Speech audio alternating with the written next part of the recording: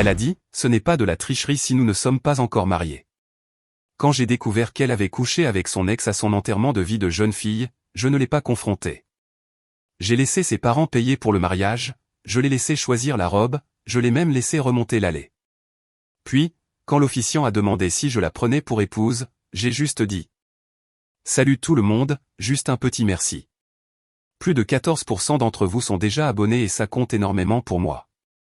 Si vous êtes nouveau ici et que vous aimez ces histoires, rejoignez la famille en cliquant sur le bouton d'abonnement. Nous sommes en route pour les 1000. Moi, Jake, 32 ans, j'écris ceci depuis ma chambre d'hôtel à Vegas. Toujours dans mon smoking. Le mariage était censé avoir lieu hier. Le mot-clé, c'est « censé ». Laissez-moi revenir en arrière. Il y a 3 semaines, ma fiancée Claire, 29 ans, est partie à Miami pour son enterrement de vie de jeune fille. Sa sœur Megan avait tout organisé, 5 jours de boîte de nuit, de plage, et une dernière folie avant de se ranger. Je n'étais pas inquiet. Claire et moi étions ensemble depuis 6 ans, fiancés depuis 1 an. Elle ne m'avait jamais donné de raison de douter d'elle. De plus, ses amis sont plutôt sages comparés aux histoires d'horreur qu'on entend sur les enterrements de vie de jeunes filles. Elle est revenue le dimanche soir, radieuse et détendue. Elle m'a montré des photos sur son téléphone, des clichés sur la plage, des dîners de groupe, quelques photos en boîte de nuit, des choses normales. Tu t'es amusé. C'était incroyable, j'en avais besoin. Le lundi, elle est retournée au travail. Le mardi, j'ai reçu un appel de mon pote Ryan, qui travaille dans l'hôtellerie à Miami. Il gère les services VIP dans l'un des grands hôtels. Et Jake, question bizarre. Est-ce que Claire était à Miami le week-end dernier? Ouais, son enterrement de vie de jeune fille. Pourquoi? Je l'ai vue au Fontainebleau samedi soir. Elle était avec un gars. Grand, cheveux bruns, ils avaient l'air très proches. Mon estomac s'est noué. Tu es sûr que c'était elle? Positif. Je l'ai rencontrée au moins 5 fois à tes soirées. Elle était clairement avec ce mec. Ils se tenaient la main, dansaient très près l'un de l'autre. C'était peut-être juste de la danse, Jake. Ils sont partis ensemble, sont montés dans l'ascenseur vers les étages des chambres. Je suis resté assis, en train d'encaisser. Ryan ne mentirait pas sur une chose pareille. Tu as reconnu le gars. Jamais vu auparavant. Ce soir-là, j'ai demandé nonchalamment à Claire comment s'était passée sa soirée du samedi. Oh, on a fait quelques boîtes, on a dansé jusqu'à 2 heures du matin. Super sympa. Quelqu'un d'intéressant? Juste nous, les filles. Enfin, l'ami de Megan avait amené son copain, mais il est surtout resté au bar. Un mensonge pur et simple. Ryan avait dit qu'elle était avec un type quelconque, pas le copain de l'ami de Megan. Mercredi, je n'arrivais pas à me concentrer au travail. Je n'arrêtais pas d'y penser. Finalement, j'ai appelé Megan. Salut Megan, Claire a dit que vous vous étiez éclatés à Miami. Oh ouais, un week-end de fête totale. Elle a mentionné que la nuit de samedi était folle. Samedi était clairement dingue. On a fait au moins 3 endroits différents. Cool. Elle a dit qu'un gars vous embêtait toutes. Il y a eu un silence. Quel gars? Elle a mentionné qu'un type était insistant avec le groupe. Non, rien de tout ça. Pourquoi? Megan n'avait aucune idée de ce dont je parlais, ce qui signifiait que Claire était avec un gars et que Megan soit ne le savait pas, soit la couvrait. Jeudi, j'ai décidé de faire quelques recherches. Claire poste toujours tout sur les réseaux sociaux, mais ses publications de Miami étaient limitées. Juste les photos de groupe qu'elle m'avait montrées. J'ai vérifié les comptes de ses amis, j'ai trouvé l'Instagram de Megan, beaucoup de contenu de Miami, mais rien du samedi soir. Le vendredi soir avait des tonnes de publications. Le brunch du dimanche aussi. Le samedi soir était un trou noir. Vendredi soir, Claire était extrêmement affectueuse, préparant mon dîner préféré, parlant de son excitation pour le mariage. Dans 2 semaines, jour pour jour, nous serons mariés. J'ai hâte, Jake. Je t'aime tellement. Ces 6 dernières années ont été parfaites. Parfaites. Alors qu'elle me mentait en face à propos de Miami. Ce week-end-là, j'ai pris une décision. Je n'allais pas la confronter. Pas encore. Je voulais savoir exactement ce qui s'était passé et je voulais qu'elle avoue la vérité d'elle-même. De plus, la confronter n'aurait mené qu'à plus de mensonges et de manipulations. Mieux valait avoir tous les faits en main d'abord. Lundi, j'ai rappelé Ryan et lui ai demandé s'il pouvait m'aider à comprendre ce qui s'était vraiment passé. Écoute, je ne devrais pas faire ça, mais tu es un ami. Laisse-moi voir ce que je peux trouver via le système des services clients. J'apprécie, mec. Mercredi, Ryan a rappelé. Ta copine était bien avec quelqu'un samedi soir. J'ai vérifié nos registres de clients VIP. Le gars avec qui elle était s'appelle Marcus Thompson, d'Atlanta. Client enregistré, il a payé pour le service de bouteille au club. Mon sang s'est glacé. Marcus. L'ex-petit ami de Claire de l'université. Celui avec qui elle était sortie pendant 2 ans avant qu'on se rencontre. Tu es sûr du nom? Positif. Il a facturé du champagne et un service en chambre sur sa note vers minuit. Des trucs chers. Un service en chambre? Ouais, pour 2 personnes. Champagne et dessert. Puis plus rien sur son compte jusqu'à dimanche matin, quand il a fait son check-out. 6 heures qui manquent à l'appel. Elle a passé la nuit avec son ex-petite amie. Ryan, y a-t-il un moyen de savoir si c'était prévu? J'ai fouillé dans notre système de réservation. Marcus a réservé sa chambre il y a 3 semaines. Le même week-end que l'enterrement de vie de jeune fille de ta copine. Il y a 3 semaines.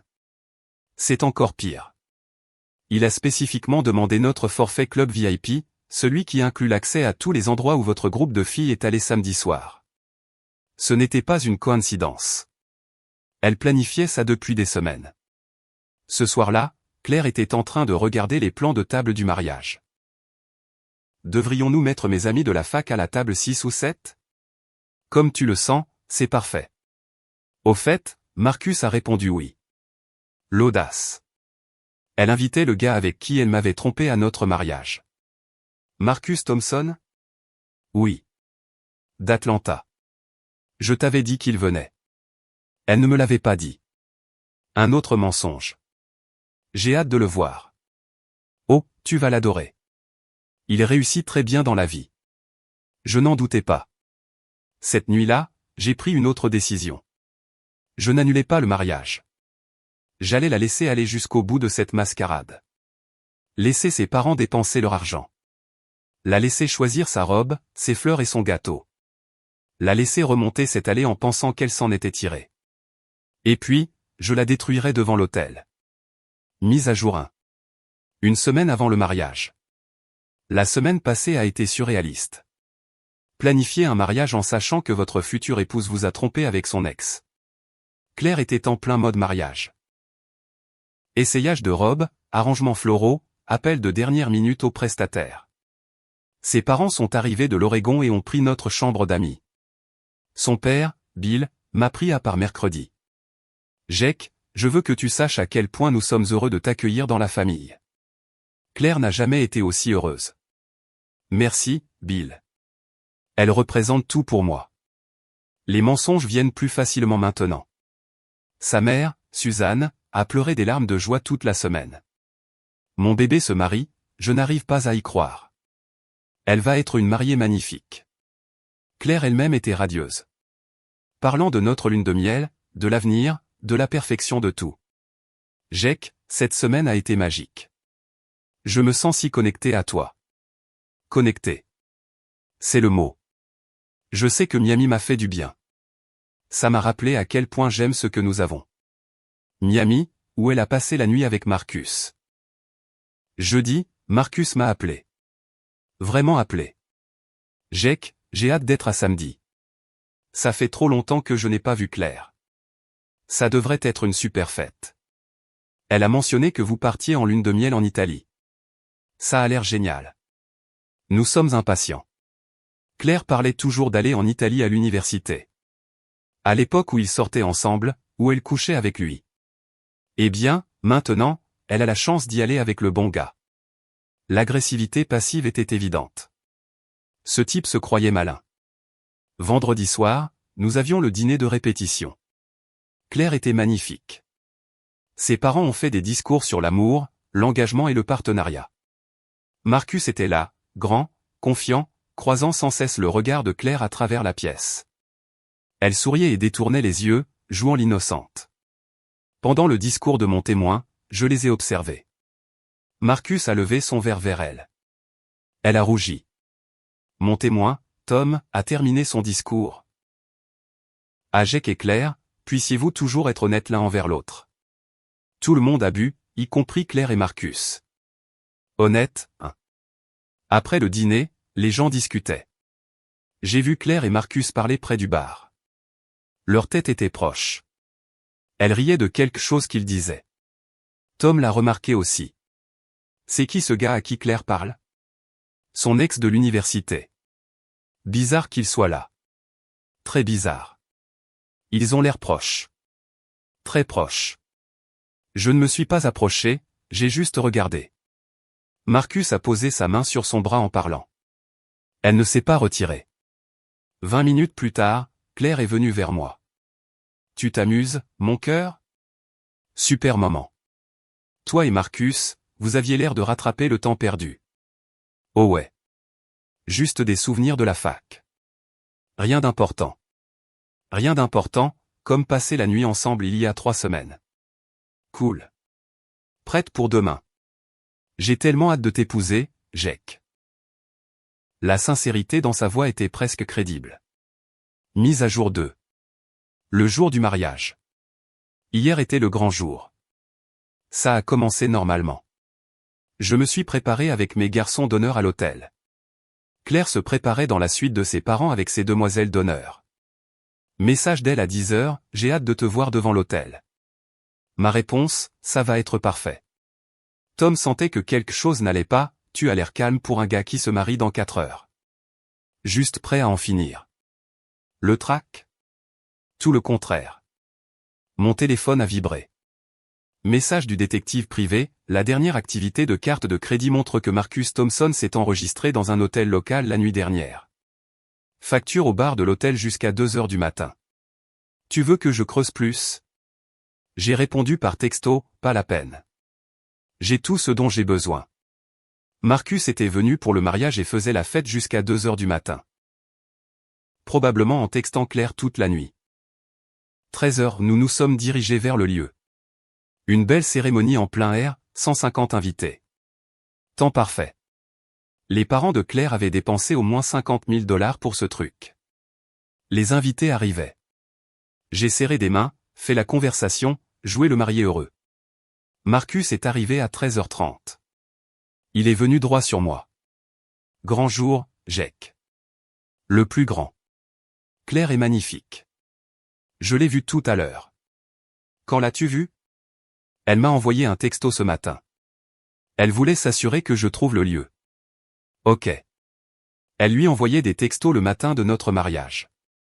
C'est tout clair. Toujours à penser aux autres. Elle est spéciale. Tu es un homme chanceux. Le plus chanceux. 14h, la musique a commencé. Les demoiselles d'honneur ont remonté l'allée. Megan avait l'air nerveuse pour une raison quelconque. Puis Claire est apparue. Elle était parfaite. Robe blanche, voile, fleurs, son père à son bras, rayonnant de fierté. Tous les invités se sont levés, les appareils photo crépitaient, sa mère pleurait des larmes de joie. Claire était radieuse, souriant à tout le monde. Quand elle m'a vu à l'hôtel, son sourire s'est encore élargi. Elle a articulé sans un bruit, « Je t'aime ». J'ai hoché la tête en retour. Son père me l'a confié avec un murmure, « Prends soin de ma fille ». Je le ferai. L'officiant a commencé la cérémonie. Les banalités habituelles sur l'amour, l'engagement et le partenariat. Le mariage est bâti sur la confiance, l'honnêteté et la fidélité. Claire a serré mes mains. Marcus était assis au 3e rang, observant attentivement. Jake et Claire ont choisi d'unir leur vie l'un à l'autre devant leur famille et leurs amis. Encore des serments de main de la part de Claire. Les vœux qu'ils prononcent aujourd'hui représentent leur engagement à affronter ensemble les défis de la vie. Je pouvais voir la mère de Claire essuyer ses larmes, son père enregistrant tout sur son téléphone. L'officiant s'est tourné vers moi. « Jake, voulez-vous prendre Claire pour légitime épouse, pour la voir et la chérir, dans la maladie comme dans la santé, dans la richesse comme dans la pauvreté, pour le meilleur et pour le pire, en renonçant à toutes les autres, tant que vous vivrez tous les deux. C'était le moment. Celui que je planifiais depuis 2 semaines. J'ai regardé Claire. Elle était radieuse, dans l'attente, complètement confiante. J'ai regardé la foule, 150 personnes attendant ma réponse. J'ai regardé Marcus au 3e rang. Il se penchait légèrement en avant. J'ai regardé à nouveau Claire. Non. Un silence de mort. On aurait pu entendre une mouche voler. Le visage de Claire est devenu blême. Quoi? L'officiant semblait confus. Je suis désolé? J'ai dit, non. Des halètements dans la foule. La mère de Claire a émis un son étranglé. Jake, qu'est-ce que tu fais? A chuchoté Claire. J'ai sorti mon téléphone, ouvert le dossier avec toutes les preuves du détective. Je n'épouse pas quelqu'un qui a passé la nuit avec son ex-petite amie il y a 3 semaines. Plus de halètements. Le père de Claire a commencé à se lever. Ce n'est pas. Jake, tu te trompes. Marcus Thompson, ton ex de la fac. Samedi soir au Fontainebleau, alors que tu me disais être avec les filles. Claire est passée du blême au rouge vif. Jake, je peux expliquer. Tu m'as dit que ce n'était pas de la tricherie parce que nous n'étions pas encore mariés. Eh bien, nous ne sommes pas mariés maintenant non plus. Je me suis tourné vers la foule. Mesdames et messieurs, Claire a passé son enterrement de vie de jeune fille avec son ex-petit ami Marcus, qui est assis juste là, au 3e rang. Quand je l'ai découvert, elle a dit que ce n'était pas de la tricherie parce que nous n'étions pas mariés. Alors je me suis dit que j'allais attendre que nous le soyons presque. Marcus essayait de s'enfoncer dans son siège. Les gens se tournaient pour le dévisager. Claire pleurait maintenant. Jake, s'il te plaît, pas comme ça. Exactement comme ça. Devant tous ceux qui sont venus célébrer ton engagement et ta fidélité. Son père a atteint l'autel. Fils, que se passe-t-il? Bill, votre fille a passé la nuit avec son ex de la fac pendant son enterrement de vie de jeune fille, puis l'a invité à notre mariage. Bill a regardé Claire, puis Marcus, puis de nouveau Claire. Claire? Papa, ce n'est pas ce que tu crois. Elle était avec lui de minuit à dimanche matin, Bill. Service en chambre pour 2. Champagne et dessert. Le visage de Bill est passé par plusieurs émotions, confusion, colère, déception. C'est vrai? Claire sanglotait maintenant. C'était une erreur. Ça ne voulait rien dire. Une erreur qui a duré toute une nuit. La foule était en effervescence. La moitié enregistrait avec leur téléphone. L'autre moitié regardait, simplement choquée. La sécurité du lieu a commencé à se diriger vers l'hôtel, mais je redescendais déjà l'allée. Jake, où vas-tu? A crié Tom. À Vegas. La chambre est déjà payée. Dernière mise à jour. 48 heures plus tard. Eh bien, c'était quelque chose. Les suites au lieu de réception ont été apparemment légendaires. Je suis parti juste après mon annonce, mais Tom m'a tout raconté plus tard. Claire a complètement perdu les pédales, pleurant, criant, suppliant les gens d'arrêter d'enregistrer. Ses parents étaient mortifiés. Sa mère s'est enfermée dans les toilettes pendant 20 minutes. La sécurité a dû escorter Marcus dehors après que plusieurs de mes garçons d'honneur l'aient confronté. Pas physiquement, mais ils se sont assurés que tout le monde ait un bon aperçu du type qui a aidé à détruire un mariage. Le coordinateur du lieu était perplexe, ne sachant s'il devait servir le dîner. Le père de Claire leur a dit de le faire. Les gens ont besoin de manger. Donc, 150 invités ont mangé un dîner de réception pendant que Claire pleurait dans la suite de la mariée. Sa sœur, Megan, était apparemment au courant pour Miami depuis le début. Elle a finalement admis que Claire l'avait appelée, paniquée, dimanche matin, la suppliant de la couvrir. Elle avait dit que c'était une erreur et que je ne le découvrirais jamais. Les parents de Claire sont rentrés en Oregon hier. Son père m'a appelé avant leur départ. Jake, je te dois des excuses. Si j'avais su ce que Claire a fait. Vous ne pouviez pas savoir, Bill. Elle a menti à tout le monde. L'argent du mariage. Je sais qu'il est perdu, mais ne t'inquiète pas pour ça. Considère ça comme une leçon apprise. Ce qu'elle a fait était impardonnable. Je suis d'accord. Claire a fait exploser mon téléphone. Appels, textos, messages vocaux, tous des variations du même thème, c'était une erreur, ça ne voulait rien dire, c'est toi que j'aime, pas lui, on peut surmonter ça, tout le monde fait des erreurs, tu m'as humilié. Ce dernier était mon préféré. Je l'ai humilié en exposant ce qu'elle a fait. Marcus a apparemment été viré. Son entreprise a une clause de moralité et quelqu'un leur a envoyé la vidéo du mariage. Coucher avec des femmes fiancées ne fait pas bonne impression pour leur image de marque. Quant à moi, je suis à Vegas, je vis ma meilleure vie. J'ai pris l'argent de la lune de miel et l'ai transformé en un voyage entre potes. Tom est arrivé hier. On va voir des spectacles, on joue au poker, on profite de la liberté. La vengeance n'était pas élaborée, mais elle était parfaite. Claire a eu exactement ce qu'elle méritait, une humiliation publique devant tous ceux qui comptaient pour elle. Sa famille, ses amis, ses collègues, tout le monde sait maintenant qu'elle est une trompeuse. Elle voulait le beurre et l'argent du beurre, coucher avec Marcus et m'épouser. À la place, elle s'est fait démasquer devant l'hôtel et a tout perdu. Le meilleur dans tout ça? Je n'ai pas eu grand-chose à dire. Juste la vérité au pire moment possible pour elle. Parfois, le timing est tout. Elle a dit que ce n'était pas de la tricherie parce que nous n'étions pas encore mariés. Elle avait raison. Et maintenant, nous ne le serons jamais. Merci d'avoir lu, Reddit. Il est temps d'aller aux tables de blackjack. Salut.